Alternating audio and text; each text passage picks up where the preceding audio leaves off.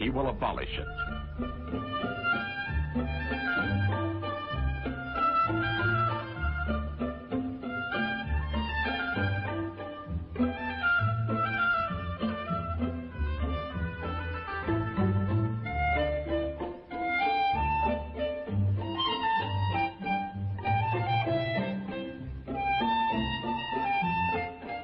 Wearing the fez becomes an act of treason.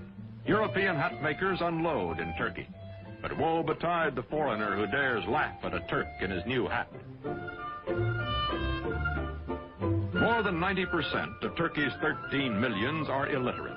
Mustafa, who earned in school his second name, Kemal, meaning excellent, himself takes charge of replacing the difficult, obsolete Arabic script.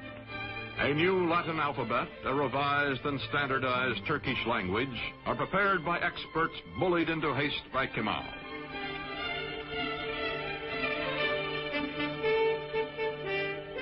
To make a modern nation capable of government by the people, all Turkey must be sent to school.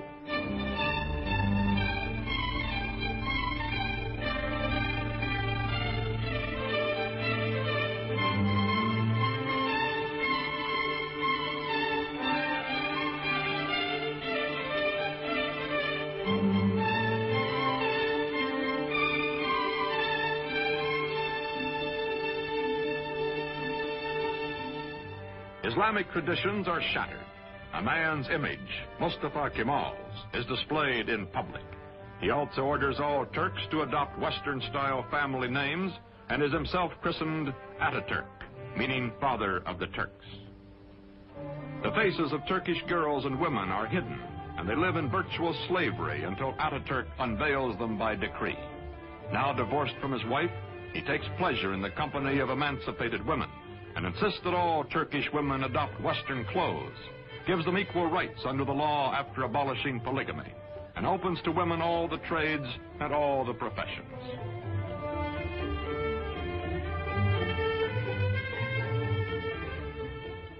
Atatürk, who has eaten the black bread of poverty and lived in the front lines of war, acquires the trappings of power.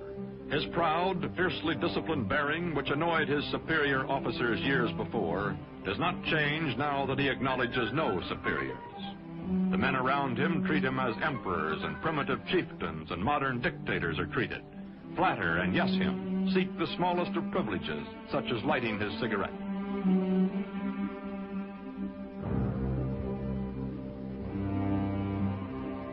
Man in a hurry, he has no time for opposition or for modifying his programs.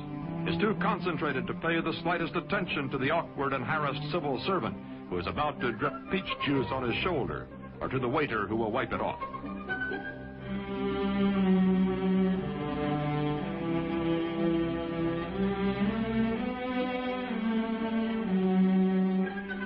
Although gossip is rife of his spare time affairs with women, of private drunken orgies by which Atatürk relieves long periods of relentless labor, this monarch and mufti never loses his public dignity, even at play. He is adored, also respected, also hated and feared, and ruthless in dealing with those who oppose him. Now he goes into the countryside, to remote villages, to archaic farms, to rouse the lethargic and primitive peasants. His credo, Turk, be proud, work, be confident.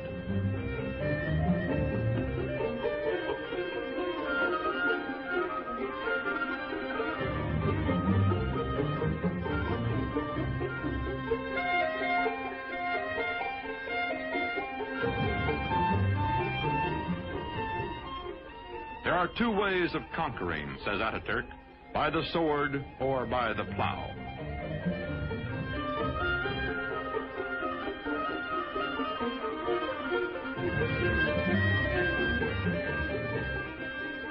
To show his phlegmatic peasants what he wants, he buys land, demonstrates the advantages of tractors. Atatürk, son of a civil servant, military careerist, now all-powerful dictator, becomes a model Sunday farmer.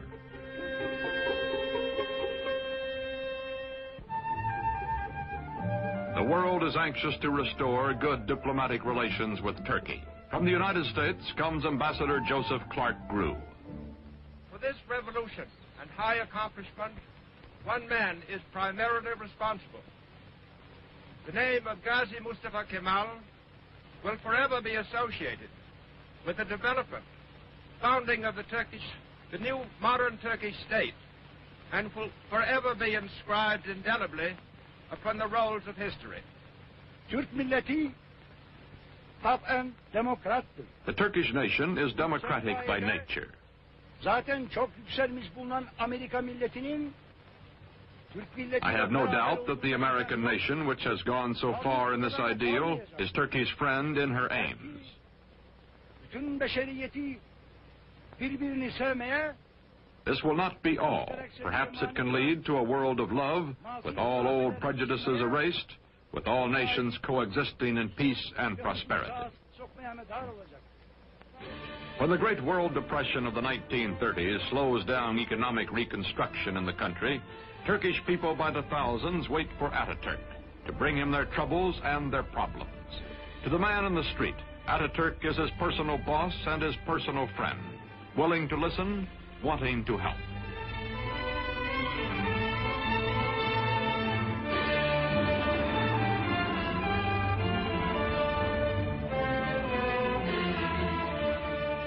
All over the country, Ataturk preaches the ways of the West, scolds and harries workmen to carry out his forcible plan for industrializing the Turkish Republic.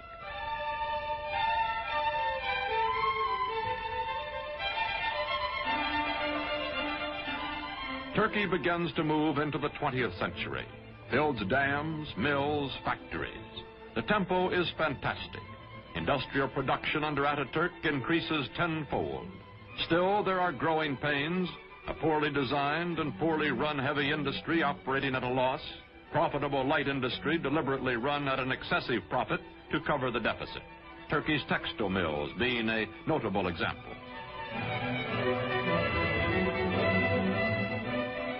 The European nations compete briskly for Turkish trade, for her surpluses, her chrome, and her tobacco, in exchange for the manufactured goods, machinery, and arms she imports. Turkey's foreign relations are excellent, but war is in the offing. Ataturk hopes Turkey can remain neutral, as indeed she will do during most of World War II. But meantime, he must mend his defenses and re-equip his neglected army, a bayonet army from an earlier era of belligerence.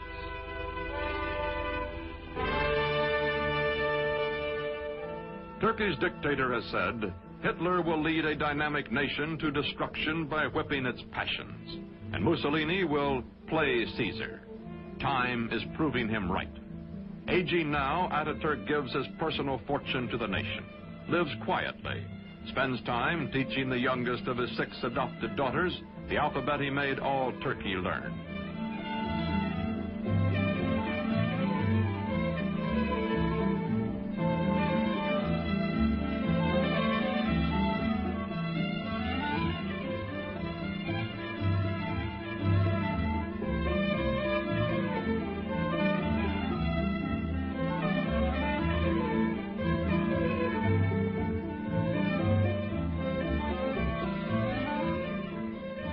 Watching his young nation, Father Ataturk believes in her democratic future and has preserved for her under his autocratic rule the Republican Constitution and the secret ballot which will elect his successors. His severest Western critic grudgingly admits, Ataturk is dictator so that Turkey may never again have a dictator. The Shah of Iran is among the neighboring rulers who come to admire Ataturk's prospering, progressive nation. The Emir of Transjordan comes. The Arab world is impressed by Turkey, but later when nationalism develops throughout Islam, none of its leaders will have Ataturk's genius or his convictions.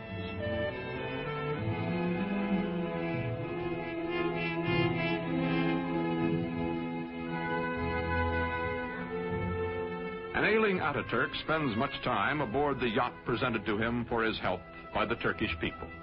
Long ago, he has said, I will lead my people by the hand along the road until their feet are sure and they know the way. Then my work will be done.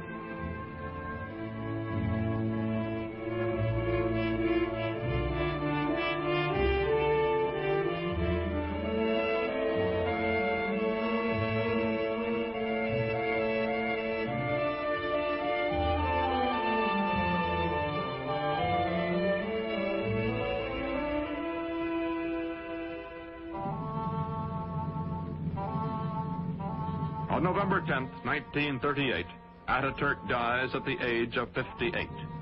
13 years of his life he spent in active warfare fighting for Turkey.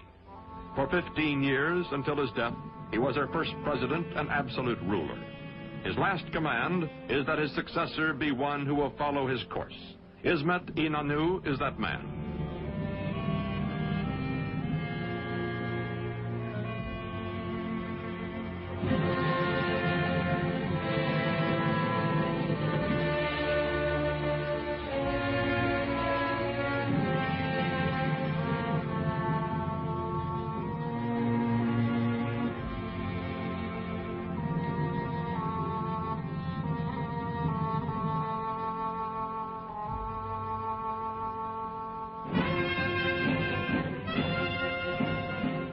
Today, this mausoleum is a shrine for his people, who well and truly mourned for Ataturk. Marching past in fighting trim, the soldiers of Turkey are the sons of the ragged forces who followed him to fight for Turkish independence 40 years ago.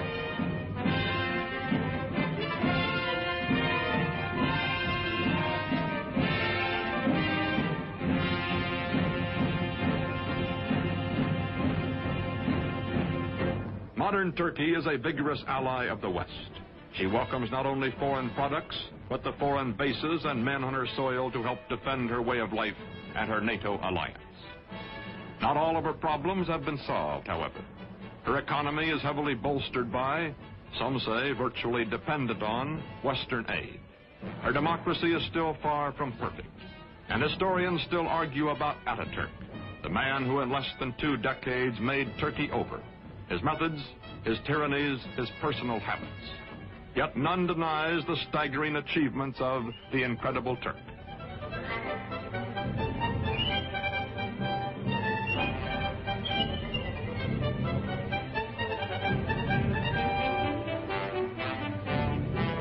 These, our allies, guarding the gates to the east, are the inheritors, the children of Mustafa Kemal Atatürk.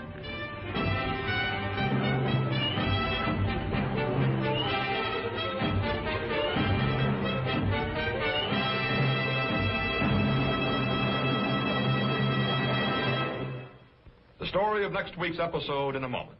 And now a message from your host, the Prudential Insurance Company of America.